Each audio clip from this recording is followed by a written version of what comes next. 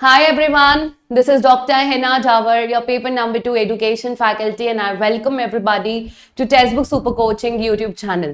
अभी recently यानी 1 से 2 दिन पहले आपका एक बहुत बड़ा अपडेट आया है टाइम्स ऑफ इंडिया में या फिर आपके घर में जो भी न्यूज़पेपर आता है जिसमें भी एजुकेशन रिलेटेड खबरें हैं, ऐसी एक खबर आपने भी देख ली होगी कि अभी सुप्रीम कोर्ट ने ये पास कर दिया है कि अगर किसी भी इंसान के पास, किसी भी फैकल्टी के पास मिनिमम क्वालिफिकेशन नहीं है जो कि एक्सपर्ट बॉडी ने इंटाइल करे, एक्सपर्ट बॉडी ने मेंशन करे, तो ऐसे व्यक्ति का ना तो अपॉइंटमेंट होगा और ना ही प्रमोशन होगा, वेदर असिस्टेंट प्रोफेसर और एसोसिएट प्रोफेसर।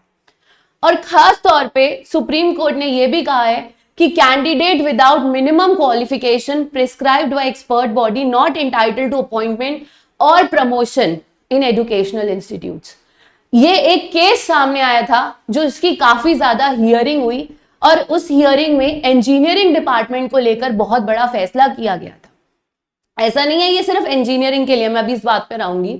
उसमें यह कहा गया है कि अगर किसी भी टीचर के पास पीएचडी नहीं है, वो भी 7 साल ऑफ एक्सपीरियंस में, यानी आप as an assistant professor recruit हो गए और आने वाले 7 साल के अंदर अगर आपने पीएचडी कंप्लीट नहीं करी तो आपका प्रमोशन नहीं होगा।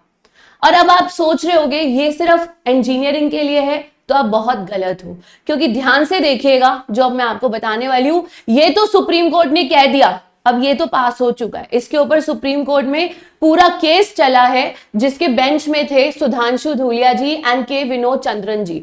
तो ये तो हो गया, ये तो डिक्लेयर हो गया है। अब जरा देख लीजिए, क्योंकि हम लोग ह्यूमैनिटी स्ट्रीम से भी बिलोंग करते हैं, तो हमारे लिए भी देख लीजिए क्या रूल आ चुका है। ये यूजीसी की वेबसाइट है, यूजीसी की वेबसाइट पे जाइए और इस ड्राफ्ट को डाउनलोड कीजिए, तो आपको पता लगेगा जो सुप्रीम कोर्ट में पास हुआ है वो हमारे लिए भी सच है। तो ये जो ड्राफ्ट यूजीसी से पास हुआ है, आपने इस ड्राफ्ट को अगर ओपन किया होगा तो हर कोई आपको असिस्टेंट प्रोफेसर रिलेटेड तो बता ही रहा है। या तो आपके पास 4 साल की यूजी में 75% मार्क्स होने चाहिए एंड पीएचडी डिग्री, ठीक है, या फिर आपके पास पीजी होनी चाहिए विद 55% मार्क्स, ठीक है, एंड आपके पास नेट का सर्टिफिकेट होना चाहिए, तो आप बन जाएंगे असिस्टेंट प्रोफेसर, आपको जॉब मिल जाएगी। बट अगर आपकी as an assistant professor job लग गई और आपने पीएचडी नहीं करी, ठीक है, आपने सिर्फ नेट के बेसिस पर as an assistant professor apply कर दिया और आपकी जॉब लग भी गई, और अगर 8 साल की सर्विस के बाद आपने कहा कि मुझे एज एन एसोसिएट प्रमोट किया जाए, तो आपका प्रमोशन वहीं रुक जाएगा अगर आपके पास पीएचडी डिग्री नहीं होगी। तो ये देखिए गाइडलाइंस फॉर एसोसिएट प्रोफेसर, अगर आपके पास यूजी है 75% मार्क्स के साथ और पीएचडी डिग्री हो तब, या फिर आपके पास पीजी विद 55% मार्क्स है एंड अ पीएचडी डिग्री, ठीक है, और साथ में आपके पास 8 साल का एक्सपीरियंस होना चाहिए। देख रहे हो यहां पर एंड अ पीएचडी डिग्री लिखा है, ये ऑप्शन नहीं है, ये कंपल्सरी है। तो अगर आप सोच के बैठे हो ना कि आपको पीएचडी करनी ही नहीं पड़ेगी, आप इससे एस्केप कर सकते हो, तो नहीं कर सकते। क्योंकि अब मैं आपको एक चीज और बता देती हूं यहां पर कि अगर आप लोग सपना देखो, सपना सबका असिस्टेंट प्रोफेसर का है, और अभी आप अगर ये मुझे कहोगे मैम अभी तक तो हम असिस्टेंट प्रोफेसर नहीं बने, आप एसोसिएट तक पहुंच गए, तो सॉरी टू से, क्योंकि जिस दिन आप असिस्टेंट प्रोफेसर बनते हो उसी दिन से एसोसिएट की पोस्ट पे जाने के लिए आपकी हलचल शुरू हो जाती है, ठीक है। तो अगर अब आप असिस्टेंट प्रोफेसर बनने का सपना देख रहे हो, सबसे पहली बात, अगर आपके पास 4 इयर्स का यूजी है तो आपके पास 75% मार्क्स होने चाहिए प्लस पीएचडी।